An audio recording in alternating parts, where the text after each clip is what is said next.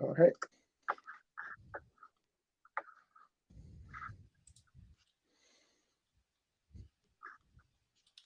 Good morning, good afternoon, and good evening. Are we live? We are live. Wonderful. Well, welcome. My name is Arturo Ardoki, and I'm the head of the nonprofit practice at The Man Blue. And it's my great pleasure to introduce you to the rest of the team here. We have Steve Burley, who's going to be moderating the chat for y'all. And of course, the stars of the show that you came to see, Laura Kimberly and Sky Tyler. Before we kick things off, we do want to thank our sponsors. Done this without them. We appreciate all of our champion sponsors as well as our advocate sponsors. Thanks for making today possible. And without further ado, I will kick this off to the wonderful Laura and Sky to show us the 5 free tools for your nonprofit can use. Thank you.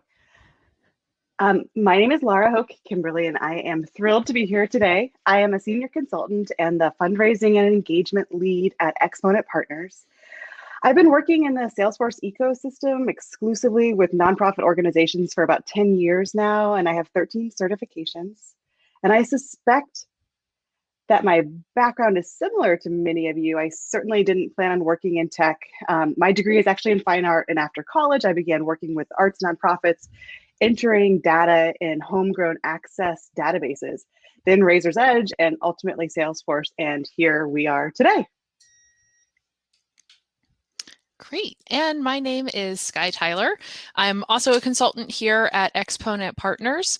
I've been working in the Salesforce space for 6 years now, working entirely with nonprofit organizations. I'm really passionate about the technology that Salesforce brings to nonprofits in helping them to meet their mission. With degrees also in the arts, a background in theater, and a master's in training and performance improvement. Obviously, I ended up working in tech. It is an honor to be an active member of the Salesforce military community. I also volunteer with Merivis, which helps military veterans and spouses transition into jobs in tech. And I also just really love sharing knowledge and supporting others in the community by presenting at Trailblazer community events, Texas Dreamin, Dreamforce, and of course, now my Heart of Hearts nonprofit Dreamin. I'm 6-time certified, and my favorite feature right now in Salesforce is flows. I think they're so powerful and so customizable, and I'm really excited about the continuing advancements that Salesforce is bringing to it. We will be sharing our LinkedIn and social media connections, so please feel free to reach out, connect with us so that we can continue learning and collaborating after Dreamforce. I'm sorry, not Dreamforce, after Nonprofit Dreamin is over. All right, so moving on with our agenda, we're going to start off just with a little bit of introduction to Salesforce Labs, just in case anyone is not familiar with what Salesforce Labs is. Salesforce Labs, you can find them in the App Exchange, and they produce a variety of different types of amazing tools, components, flow templates, apps that can all be installed into your Salesforce org in Sandbox first, always, and they're free. Now, one of the most important things to note is that Salesforce Labs is not official Salesforce product. It's additional products that are built out most often by Salesforce employees, engineers, service staff, other employees who have great ideas that they want to share. And in some cases, the products are so great, the Salesforce Lab apps tools are so phenomenal that they do end up becoming part of the core product. A great example of that is Lightning Sharing, which is one of the apps that Laura and I were going to present today until we found out that it's scheduled to be released GA in summer of 2021. Also, as a quick fun fact about Salesforce Labs, in the last year, they've released over 75 new labs. So if you're not already tracking on what they're putting out, you need to be hooking up with that. Awesome. So we shall start with our first app. The first app we're going to talk about today is Record Hunter. So standard Salesforce search sometimes feels a little too open-ended. Yes, it's great. You can search for any records that you have access to from any object that you have access to, but it can take a few steps after your initial search to get your results narrowed down to the record or the records you're looking for.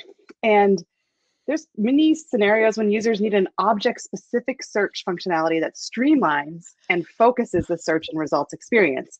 So what if you could do that, streamline the experience, and then also maybe let the user take an action, like a mass update with the results that they find?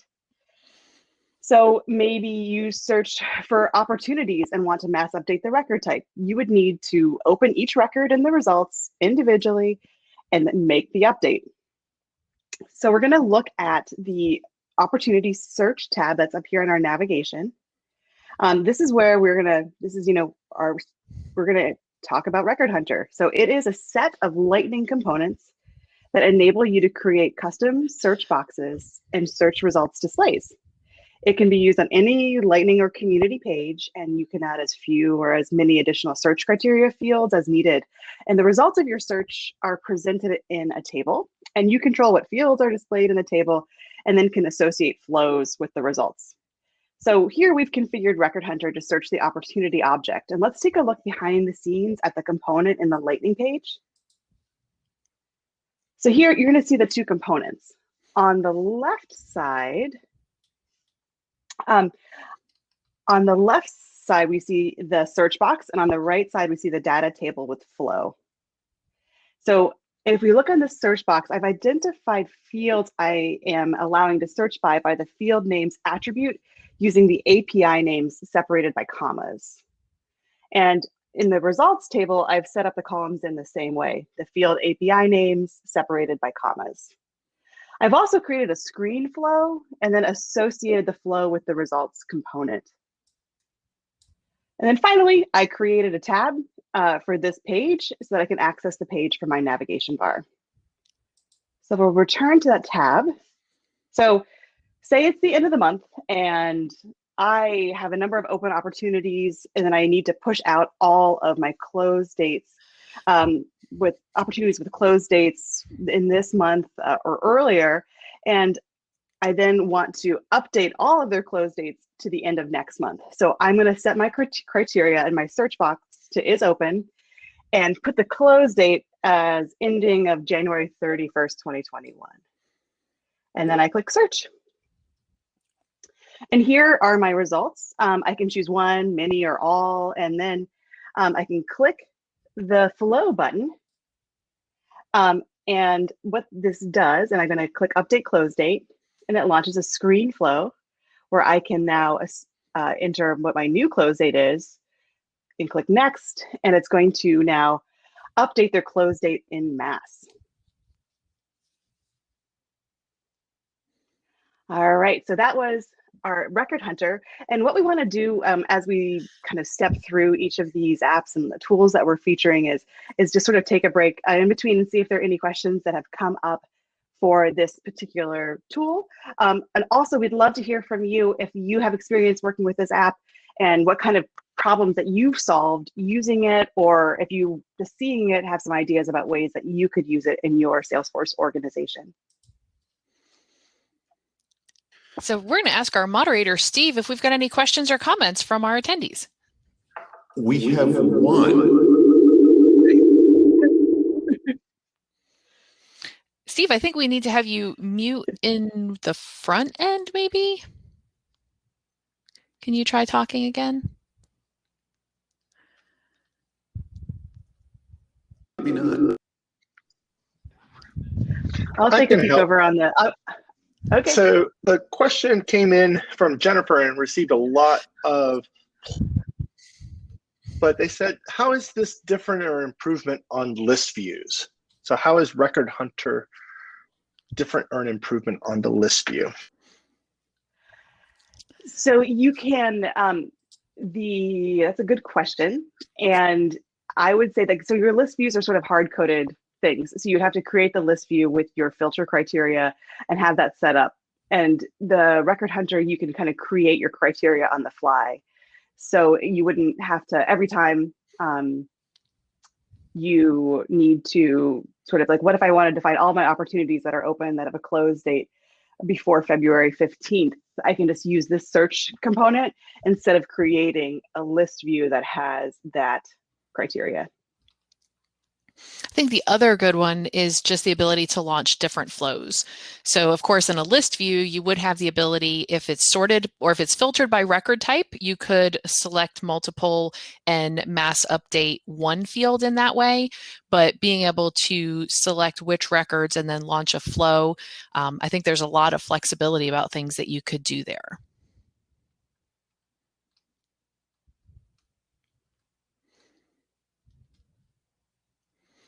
Great.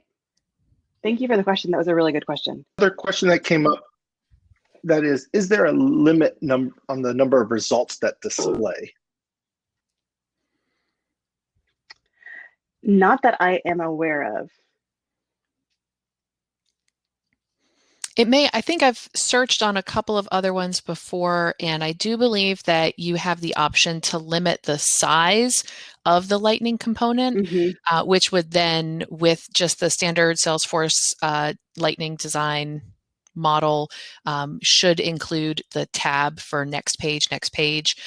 So depending on how large you set the component size to, would likely return how many can fit on one screen at a time.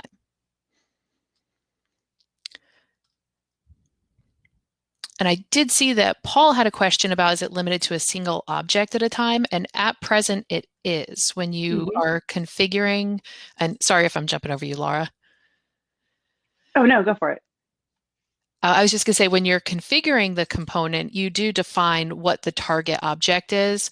And at present, this is one of the few fields on the configuration that you cannot use comma separated. Whereas with the field names or in the results, you would actually have the ability to add multiple flows by separating by commas, but it does only query one object at a time.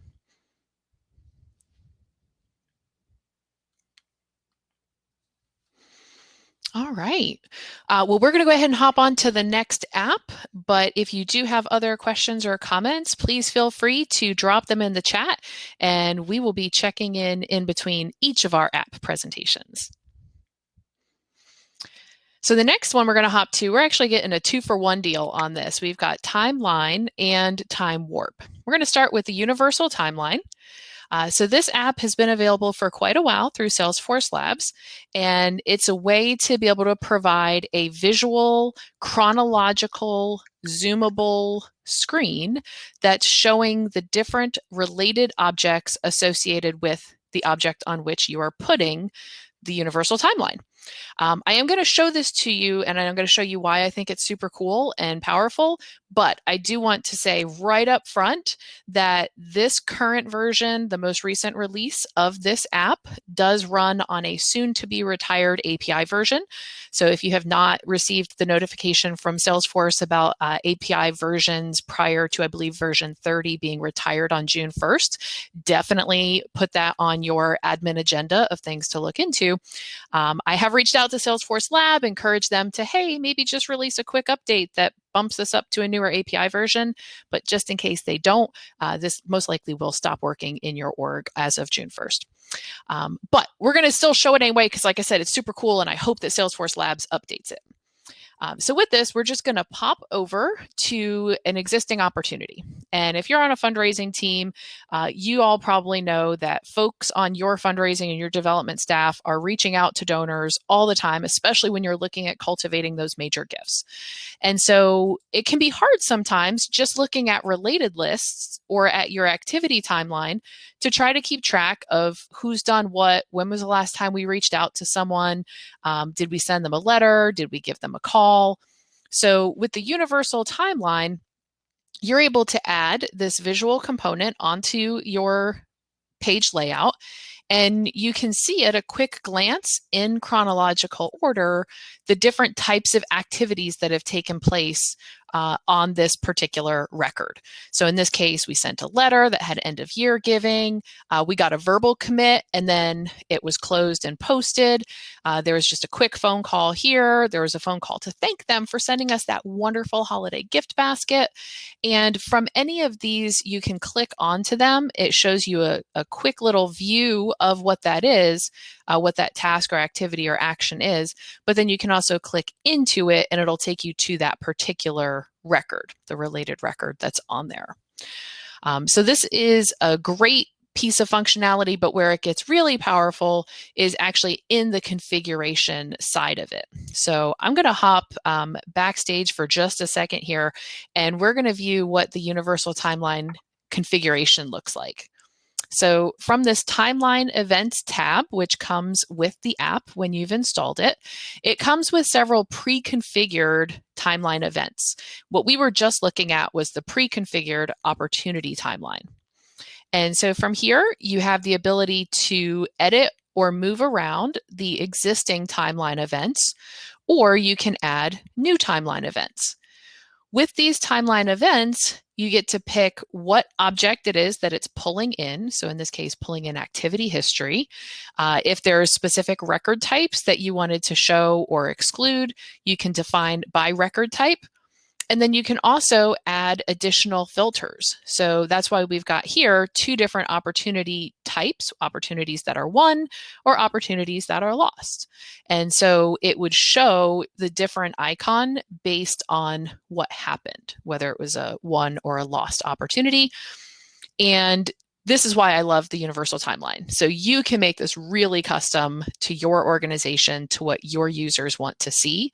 We're going to do one quick edit here on the stage history, and just to be able to show you kind of what this side looks like.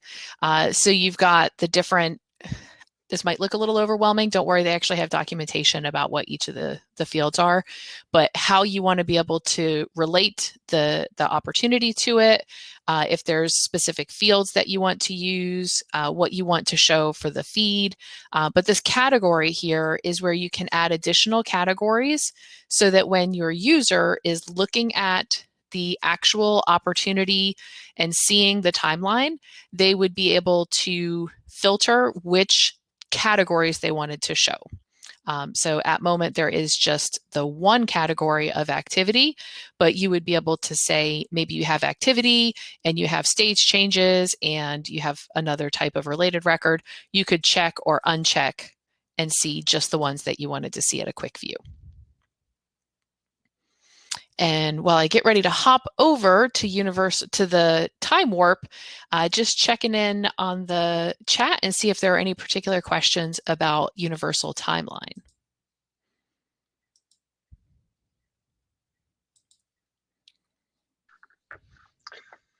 So there doesn't seem to be specific questions, but it does seem that there may be an updated AppExchange lab just called Timeline. That may be that update you were looking for earlier. Excellent. All right. Well, I will definitely follow up with that after Nonprofit Dreamin today. All right. So Time Warp is very similar. It's another opportunity for you to be able to get to see a 360-degree view of records that are related to the record that you're on.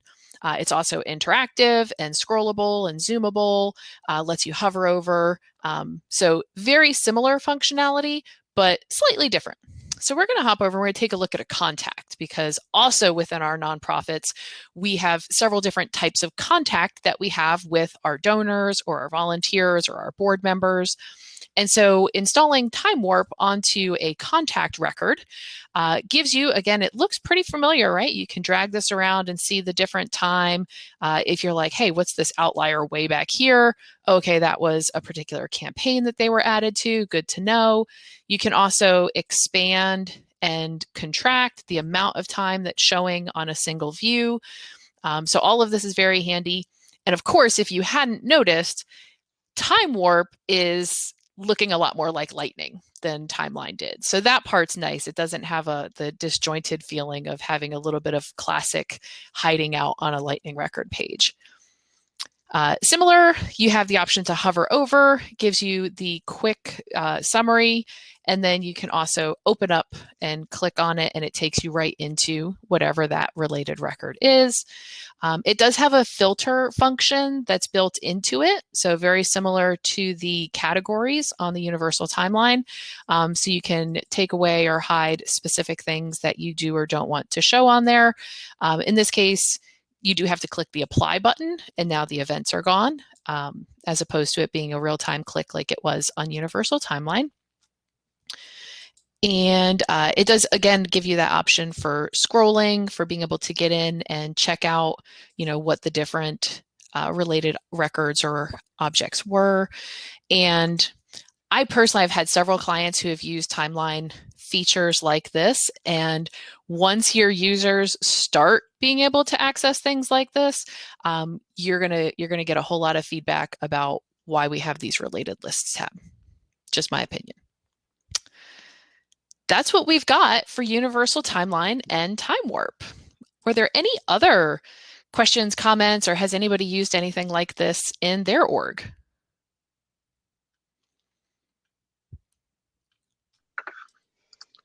So it looks like there was a question related to, does it show only the child objects? Can we use this on opportunity page to show all the campaigns the contact roles are associated with? Oh, interesting. So you're asking about going from an opportunity to the contact roles and then the campaigns? It seems that that was the question. Okay, this does not have the same configurability options that Universal Timeline has. So as far as being able to add additional timeline events and put the additional filter of only showing closed won or showing closed lost.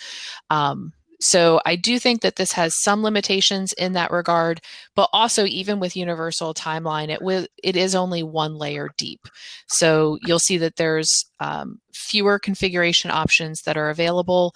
And as far as I know, I have not yet been able to, full disclosure, have not yet tried to show child objects from here. But since it is a pre-built component, most likely you would have to try to rebuild and hack it to be able to include it, to include child records or grandchild records. Another question was, does it show custom related objects on the time warp or just standard related objects? Yes. Several folks said that.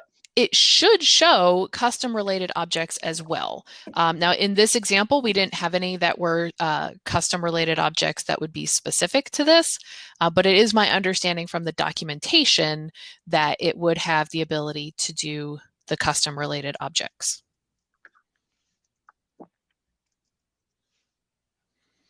Okay. And there was another question kind of related to that on Pardot emails. Is that something that would be able to appear on either of these tools? Oh, interesting. I haven't tried Pardot emails either. So I would encourage whomever is asking that question to install this and try it out. All right. And do you have a recommendation of timeline versus time warp? Lots of folks are wondering which you prefer. Oh man, which one I prefer. It's so tough because I really, really, really like the timeline events capacity, the ability to even be able to put different icons if something is won versus lost, the ability to have the different filters. The clients that I've worked with that have used this, that was sort of the biggest piece that they were asking for was, I want to be able to see if a case is opened or if it's closed. I don't want to just see that it's a case. So that functionality I found to be really useful, but I really do prefer the view of time warp. I like that it fits in better with the lightning style design. So I guess maybe a little bit of personal preference. If that new package, the new timeline is not the same thing with the new API version, then after June 1st, my preference will definitely be time warp.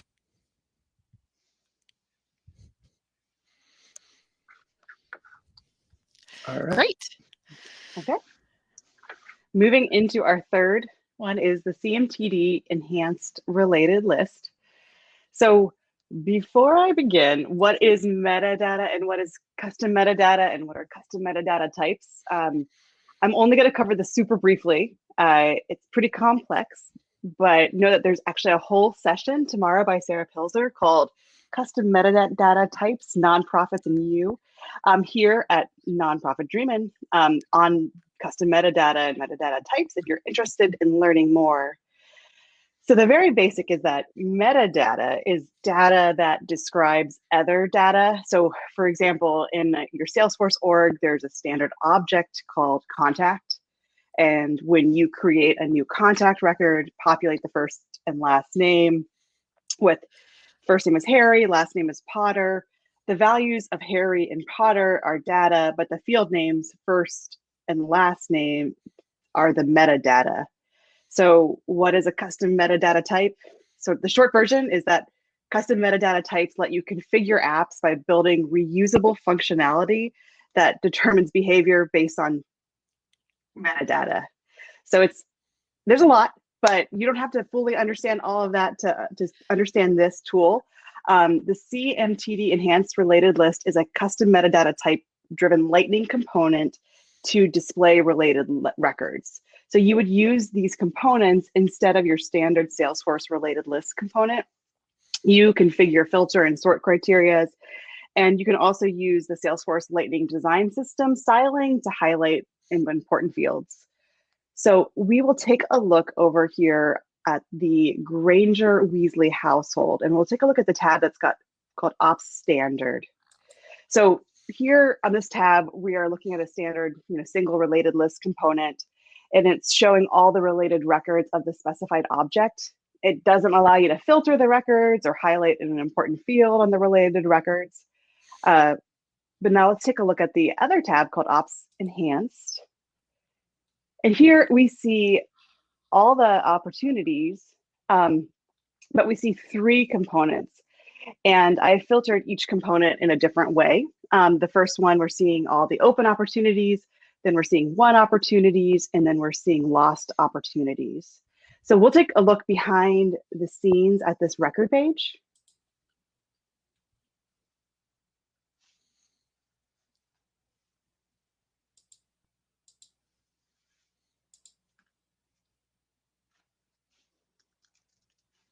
All right, so if we go, we'll see here that there's 3 components. The components are called the CMTD Enhanced Related List, and they each have attributes.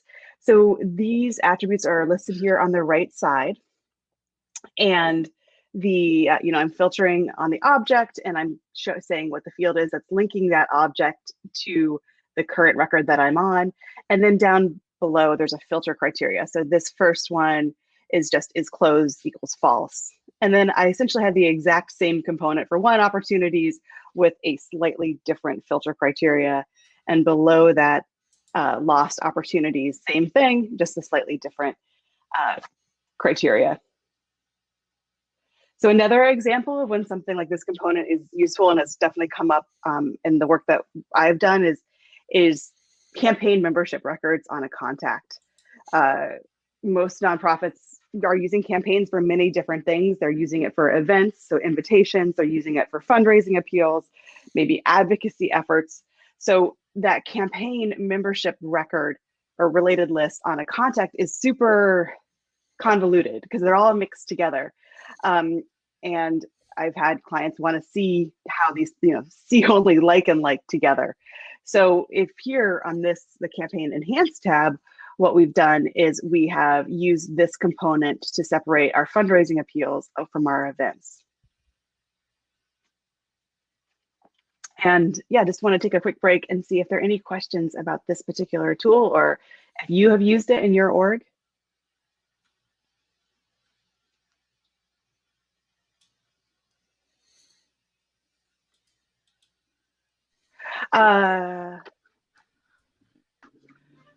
Does it work when there's no parent-child relationship? You do need to link it. So if the objects, the records that you are showing in that list need to somehow have a lookup to the current record. I'm just going to show that. But it doesn't need to be a master detail. Correct. It does not need to be a master detail. So you could show, so like if you have a parent hierarchy of organizations, you could potentially show as get to records from child organizations using this.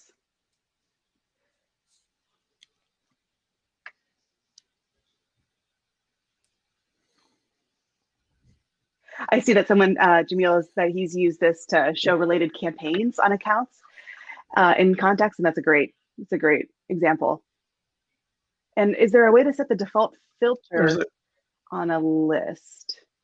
So these, yes, so that is our filter here. There's an attribute. So here we're saying the filter here is at the campaign record type.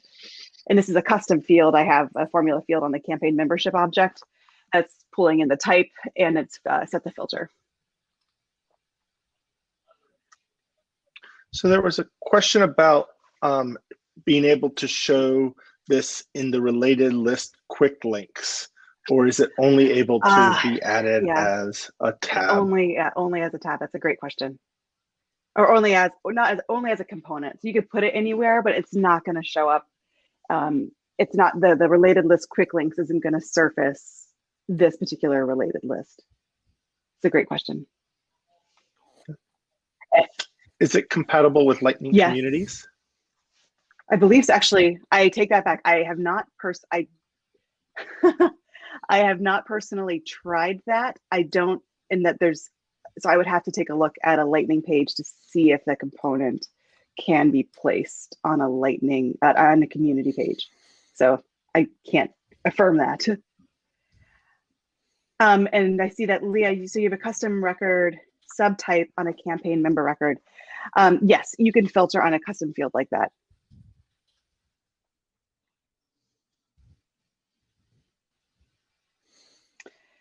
And the App Exchange, we'll share the links to these apps in the stage chat.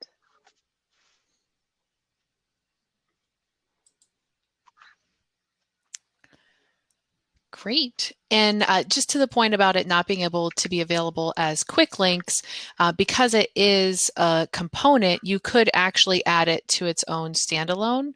So it doesn't have to be like next to the related list on the detail page.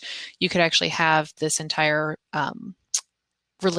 enhanced related list as a standalone component off to the side, just very similar to how you might set up the single related list default component.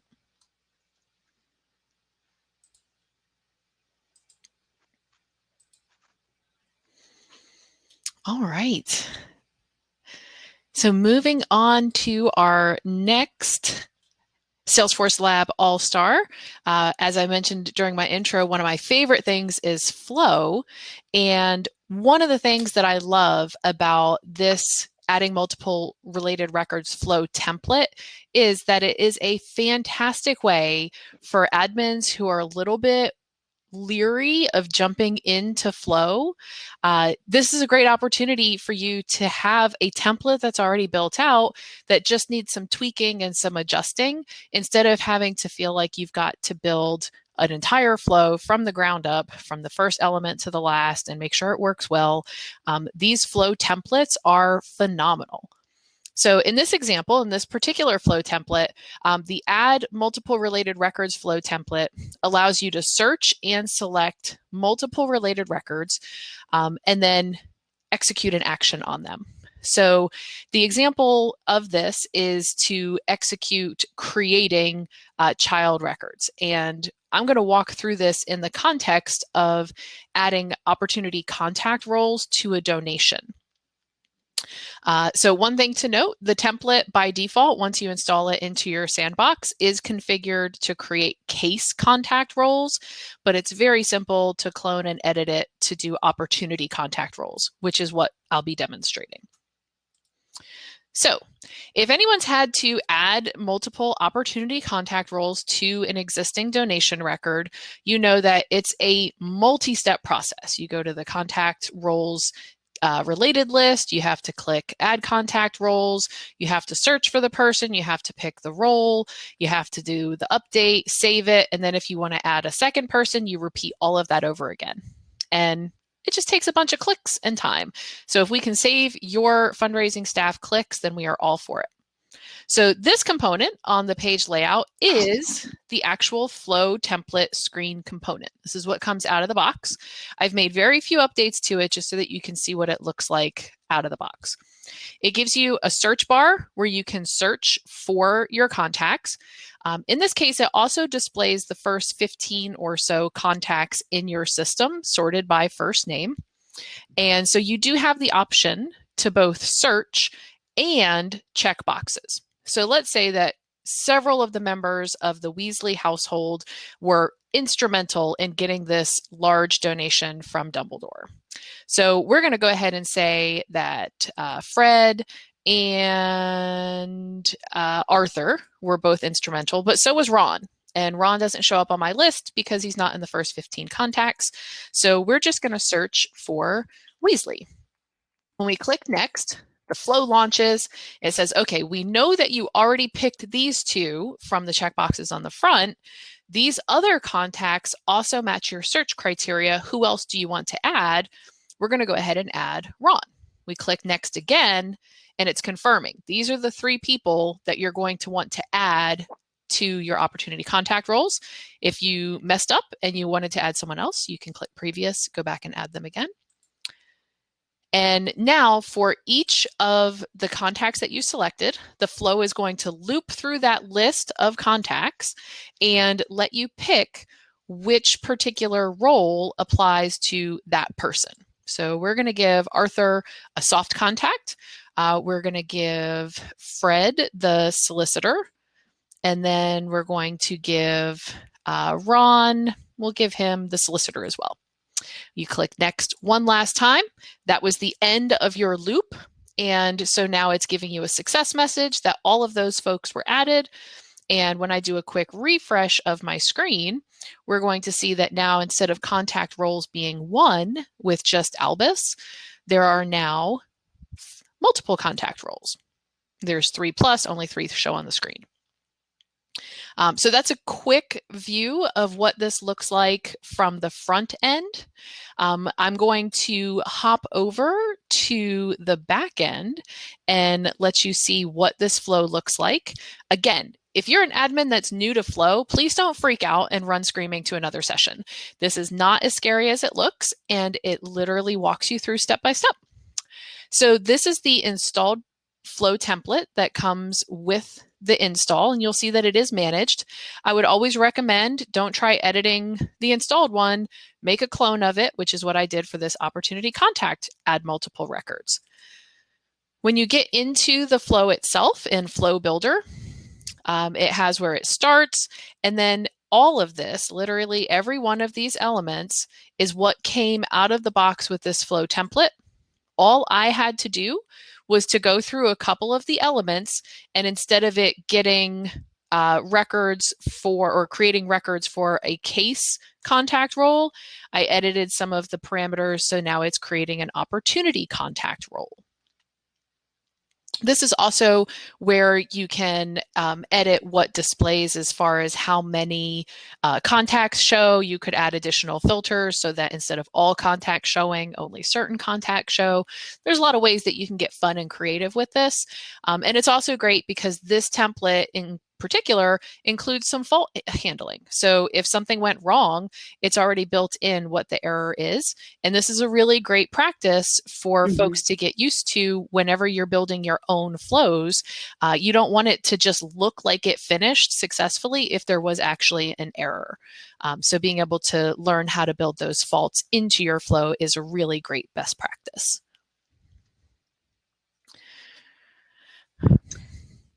So it looks like we have a couple of questions from the audience for what determines the first 15 in that, when you were showing the opportunity contact role and it showed the list of contacts, what determines the first 15? So in this case, this get records element is what's returning that. So it's sorting them in ascending order by first name. And then it's pulling the fields that are going to be needed later in the flow. So if you wanted to sort by a different value or a different field, you would be able to pick that.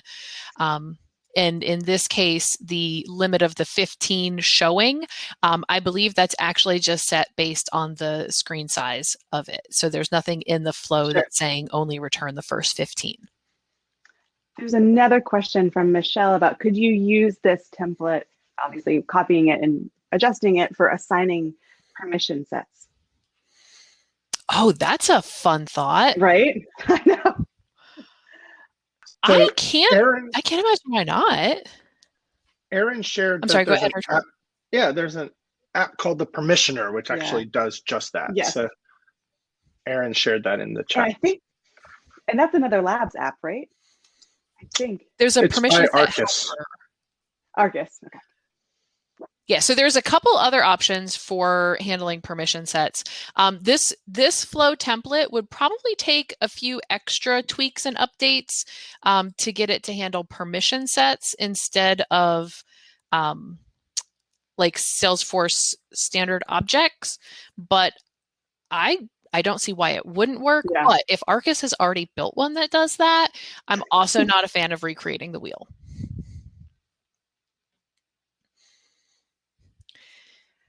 And are there limited, do we already answer this? Jared asked, are there limitations to the types of fields that you can update? Because I love flow so much, I'm going to say no. There are no limits. No limits. But there are always some kind of limits.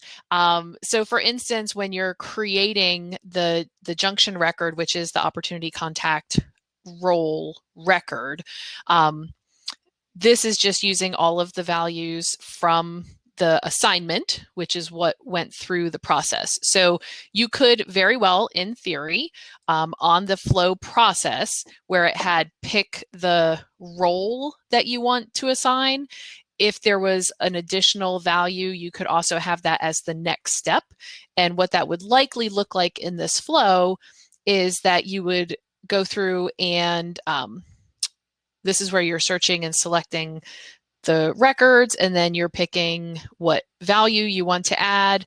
So you could add multiple screens and say, okay, what's the contact role you want to assign? What's the comment field you want to update? So you could add additional screens that would pull the field, allow the user to populate the field, and then it would add that value to the assignment. So no limit, I would say, except for how big you want your flow to be. Got it. So general question. So because they're labs, are they full production quality? Oh, that is a great question, Laura. I would say, I'm going to actually hop back to, and let me zoom back in now that I'm not on my flow screen. I'm going to hop back to our Salesforce Labs here screen for just a second, because it's really important to note that while they're not official, they haven't been officially tested or documented. But I would say, in my personal experience, the majority of the Salesforce Lab apps that I've either used or explored are very high quality. But I would be hesitant to say like Salesforce production quality. Do you agree with that, Laura? I agree. I think that they're extremely high quality and increasingly so.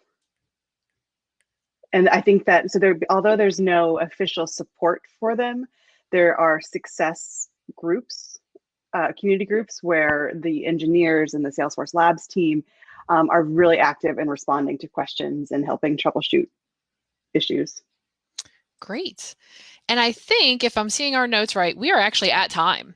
Yeah. So we did have one more Magic Mover, which will be providing documentation for that you can check, check out for yourself. Did we want to touch on any of the other items really quick, Laura?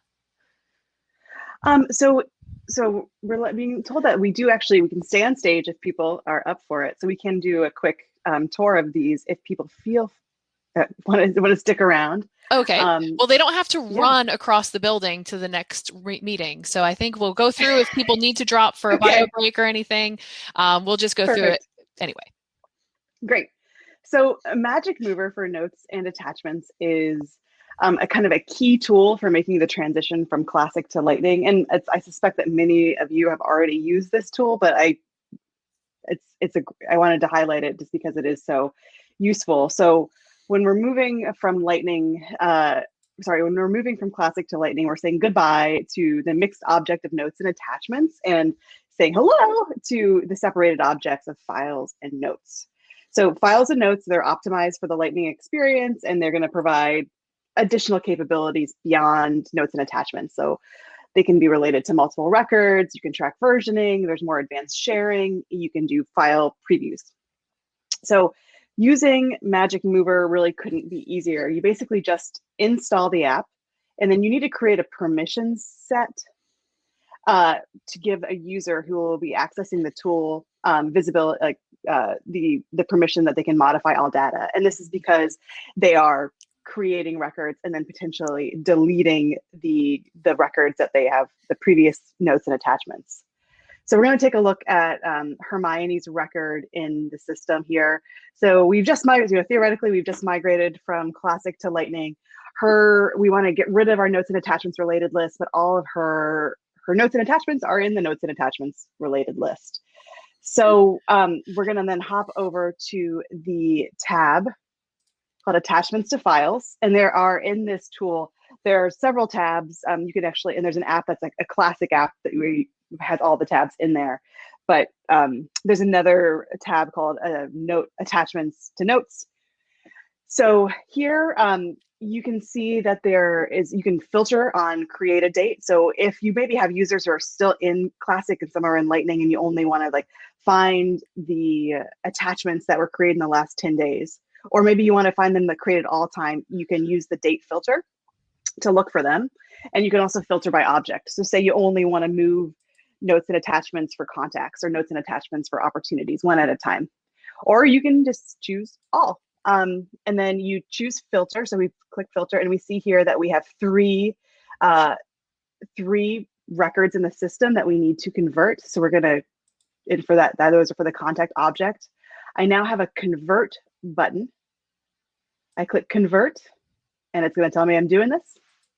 And then I convert those things, and it'll take a few moments. You'll get an email when it's completed, but this should be pretty quickly. You'll see that it's in progress down there. Is it okay if I click away from it? Oh yeah. I say after I did. Let's see. So we're going to see down here, you're going to see those new files down here. You'll notice too that you see 3 new records in your old notes and attachments. And that's because it's creating in the back end, these old notes and attachments records. And then we'll see the 3 ones that were the previous records that were converted. So if we go back to that attachments to files tab, once you feel good about your conversion, you should be able to see on the right side, you see that we've converted these things, and then you can use that little garbage can icon to delete the previous notes and attachments to clean up your system so you're not duplicating. So question, so do the old notes and attachments get copied or actually go away? So they get transformed into new records.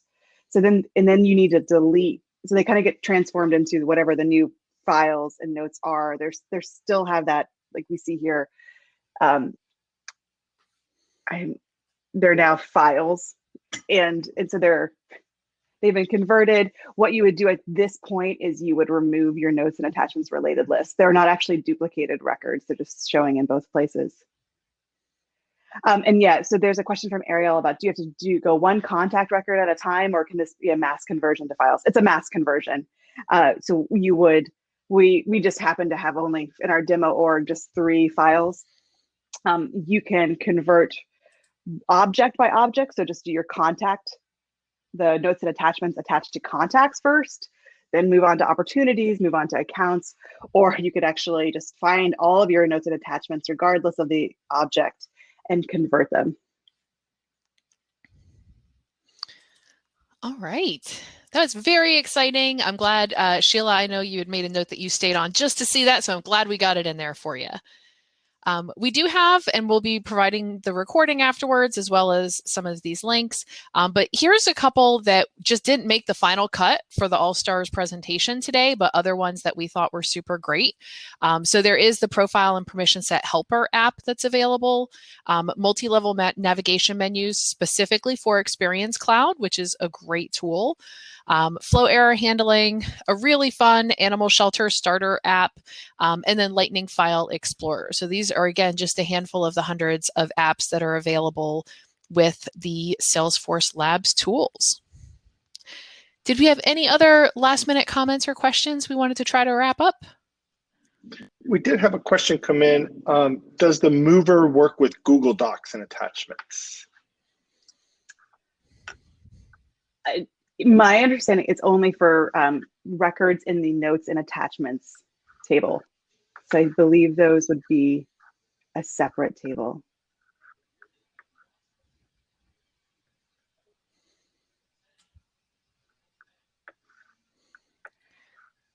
And there's a question here I see that where's the Labs website? So Salesforce Labs doesn't have their own website, but they do have a page on the App Exchange. And let's see if I can find. I can Do we grab have that? Oh, yeah. Yeah. I'm going to paste that in the.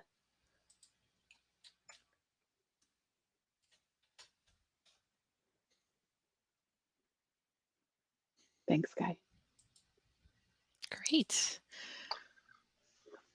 Well, thanks everyone for joining us. Thank you to Steve Burley for helping us capture all those great questions and making sure that none fell through the amazing discussion and feedback. Laura and Sky, thank you so much for these great tools. I could see from the exciting in the chat that people are really anxious to start using them. And of course, thanks to our sponsors. If you are wanting to get back to the reception area, the icon on the top left of your screen is where you go.